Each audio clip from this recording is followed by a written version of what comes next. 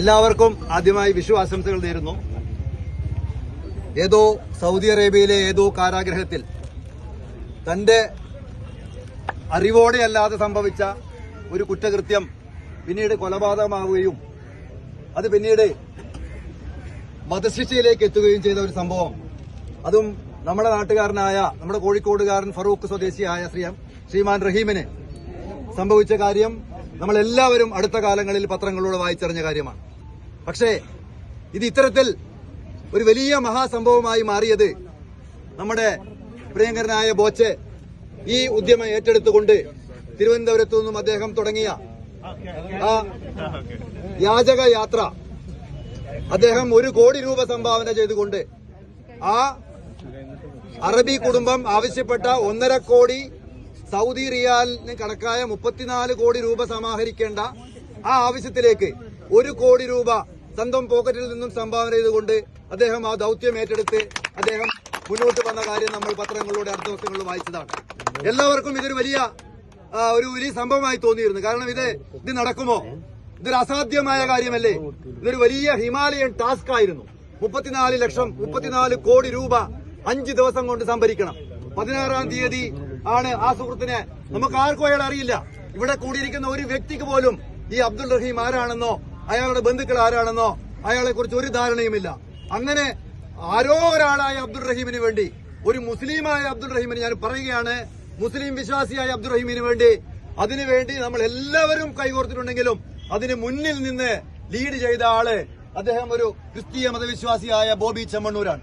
നമ്മൾ മനസ്സിലാക്കേണ്ട കാര്യം, നമ്മുടെ രാജ്യം, നമ്മുടെ കേരള രാജ്യത്ത്, കേരള സംസ്ഥാനത്ത് ഇപ്പൊ നടന്നുകൊണ്ടിരിക്കുന്ന ഒരുപാട് പ്രയാസങ്ങളും വിദ്വേഷങ്ങളും നമ്മൾ കണ്ടുകൊണ്ടിരിക്കുകയാണ്. ഒരുപാട് നോർത്ത് ഇന്ത്യയിലെ ഏതോ ഒരുത്തന്റെ തലയിൽ ഉദിച്ച ചില ഭാവനകളുടെ അടിസ്ഥാനത്തിൽ ഉണ്ടാക്കിയ ചില സിനിമകൾ ഇറങ്ങി അതിന്റെ ഭാഗമായി ഇതാണ് കേരള സ്റ്റോറി എന്ന് പറഞ്ഞുകൊണ്ട് നാട് മുഴുവൻ പ്രചരിപ്പിക്കുന്ന ഒരു അവസരത്തിൽ ഇത്തരത്തിലുള്ള യഥാർത്ഥ കേരള സ്റ്റോറിയാണ്, യഥാർത്ഥ റിയൽ സ്റ്റോറിയാണ് നേതൃത്വത്തിൽ നടക്കുന്നത്.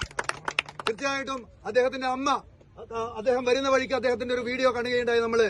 അദ്ദേഹത്തിന്റെ അമ്മ അദ്ദേഹത്തിന് 1 ലക്ഷം രൂപ നൽകിയിട്ട് പറഞ്ഞത്, അദ്ദേഹം പറഞ്ഞ വാക്കുകൾ എല്ലാവർക്കും അറിയാം. എന്താണ് പറഞ്ഞത്? അദ്ദേഹം ജാതിയും മതവുമല്ല പ്രധാനം, മനുഷ്യനാണ് പ്രധാനം, മനുഷ്യധർമ്മമാണ്, സാമൂഹ്യ ബോധമാണ്, അതാണ് പ്രധാനം, അവിടെയാണ് നമ്മൾ ഒരുമിക്കേണ്ടതെന്നാണ് അദ്ദേഹത്തിന്റെ അമ്മ പറഞ്ഞത്. അപ്പൊ അത് തീർച്ചയായിട്ടും ഉൾക്കൊണ്ടുകൊണ്ട് തന്നെ അദ്ദേഹം തിരുവനന്തപുരത്ത് യാത്ര അയച്ച് തൃശൂർ എത്തുമ്പോഴേക്ക് തന്നെ വെറും 3 ദിവസം കൊണ്ട് 34 കോടി രൂപ സംഭരിക്കാൻ, അതിനു മുമ്പ് ഒരുപാട് ആളുകൾ ഇതിന്റെ പിന്നിലുണ്ട് കേട്ടോ.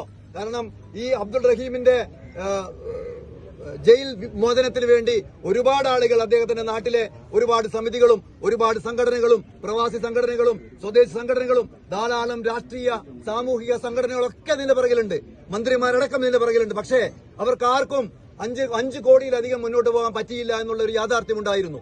16-ാം തീയതിയുള്ള 5 ദിവസത്തിനകം ബാക്കി 31 കോടിയോളം 30 കോടിയോളം സംഭരിക്കേണ്ട ഒരു അവസ്ഥ, അത് വളരെ അസംഭവ്യമായിട്ടുള്ളൊരു കാര്യം അദ്ദേഹം വെറും 3 ദിവസം കൊണ്ട് അദ്ദേഹത്തിന്റെ പ്രവർത്തനത്തിലൂടെയും അതുവഴി ഉണ്ടാക്കിയ ആ വൈബിലൂടെ നാട് മുഴുവൻ, അദ്ദേഹം തൃശ്ശൂരെ എത്തിയുള്ളെങ്കിലും കാസർഗോഡും കോഴിക്കോടും കണ്ണൂരും എല്ലാ ആളുകളും, മലപ്പുറവുമാണ് ഏറ്റവും കൂടുതൽ കോൺട്രിബ്യൂഷൻ കൊടുത്ത ജില്ല.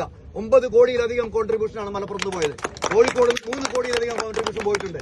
കണ്ണൂരിൽ നിന്നും അതുപോലെ തന്നെ കാസർഗോഡ് നിന്ന് വരെ 1-2 കോടികളുടെ കോൺട്രിബ്യൂഷൻ വന്നിട്ടുണ്ട്. അപ്പം തൃശ്ശൂരിൽ നിന്നും കാസർഗോഡ് എത്തിയിരുന്നെങ്കിൽ 34 അല്ല, ഇനി 100 കോടിയാണെങ്കിൽ പോലും അതുവരെ സംഭരിക്കാൻ സാധിക്കുമായിരുന്നു എന്നുള്ള കാര്യം യാതൊരു തർക്കമില്ല. അതാണ് മലയാളി മാസാണ് എന്ന് പറയുന്നത് വെറുതെയല്ല. നമ്മുടെ കേരളത്തെ താരതമ്യം ചെയ്യാൻ ഇവിടെ ഒരു സംസ്ഥാനത്തിനും ഇന്ത്യയിൽ തന്നെ മറ്റ് യാതൊരു സംസ്ഥാനങ്ങൾക്കും സാധ്യമല്ല എന്നുള്ള കാര്യം ഒരു തർക്കമില്ലാത്ത കാര്യമാണ്. അത് നമ്മൾ തെളിയിച്ചുകൊണ്ടിരിക്കുക. നമ്മൾ ഇതിനു മുമ്പ് പലതവണ തെളിയിച്ചിട്ടുള്ളതാണ്. പ്രളയം വന്നപ്പോഴും ഓക്കി വന്നപ്പോഴും നിപ്പ വന്നപ്പോഴും ഒക്കെ നമ്മൾ ദുരന്താവസ്ഥയിൽ നമ്മൾ എപ്പോഴും നമ്മുടെ മുന്നിൽ മതവും ജാതിയും ഒന്നുമില്ലാതെ നമ്മൾ എല്ലാവരും ഏകോപിച്ചുകൊണ്ടാണ് നമ്മൾ മുന്നോട്ട് പോയത്. നിങ്ങൾ ഓർക്കണം, പ്രളയ സമയത്ത് സ്വന്തം വരുമാന മാർഗമായ ആടിനെ വിറ്റ് ഇടുക്കി സ്വദേശിയായ സുബൈദാത്ത നിങ്ങൾ ഓർമ്മയുണ്ടാവും. അവരുടെ ആടിനെ വിറ്റുള്ള പൈസയാണ് മുഖ്യമന്ത്രിയുടെ ദുരിതാശ്വാസ ഫണ്ടിലേക്ക് സംഭാവന ചെയ്തത്. അതേപോലെ തന്നെ കണ്ണൂരുള്ള ബീഡി ചെറുപ്പക്കാരനായിട്ടുള്ള ഗംഗാധരേട്ടൻ നിങ്ങൾക്ക് ഓർമ്മയുണ്ടാകുന്ന അറിയില്ല, പത്രത്തിൽ കണ്ടിട്ടുണ്ടാവും. 2 ലക്ഷം രൂപ അയാൾ പലപ്പോഴായിട്ടുണ്ടാക്കി വെച്ച ആ 2 ലക്ഷം രൂപ മുഖ്യമന്ത്രിയുടെ ഫണ്ടിലേക്ക് സംഭാവന ചെയ്ത നാടാണ്. അത്തരം സുബൈദാത്തമാരും അത്തരം ഗംഗാധരന്മാരുമുള്ള ഒരു നാടാണ് നമ്മുടെ നാട് എന്നും, അതുകൊണ്ട് പുതിയതായിട്ട് നമുക്ക് ബോബി ചെമ്മണ്ണൂരിനെ പോലെയുള്ള ആളുകളാണ് നമ്മുടെ നാട്ടിനെ നയിക്കേണ്ടവർ എന്നുള്ളതാണ് നമ്മൾ മനസ്സിലാക്കേണ്ടത്. ഇത്തരം മതേതരവാദികളാണ് നമുക്ക് വേണ്ടത്. നമുക്ക് നമ്മളുടെ ഇടയിൽ വിദ്വേഷങ്ങൾ പ്രചരിപ്പിക്കുന്ന, ഇത്തരത്തിൽ ആവശ്യമില്ലാത്ത വിദ്വേഷങ്ങൾ പ്രചരിപ്പിക്കുന്ന ആളുകളല്ല നമുക്ക് വേണ്ടത്. നമുക്ക് നന്മ മരങ്ങളെയാണ് വേണ്ടത്. അത്തരം ആളുകൾ അതിനുള്ള ഒരു പ്രതീകമായിട്ടാണ് അദ്ദേഹം ഈ ദൌത്യമായി ഏറ്റെടുത്ത് മുന്നോട്ട് വന്നത്. അതിന് എല്ലാവിധ സഹകരണം എല്ലാവരുടെ ഭാഗത്തുണ്ടായി. നമ്മൾ ഇവിടെ നിൽക്കുന്ന 90%, 100% ആളുകൾ തന്നെ അതിൽ പങ്കെടുത്തിട്ടുണ്ടാവും. പല രീതിയിൽ പള്ളികളിലും ബസ് സ്റ്റാൻഡുകളിലും റെയിൽവേ സ്റ്റേഷനിലും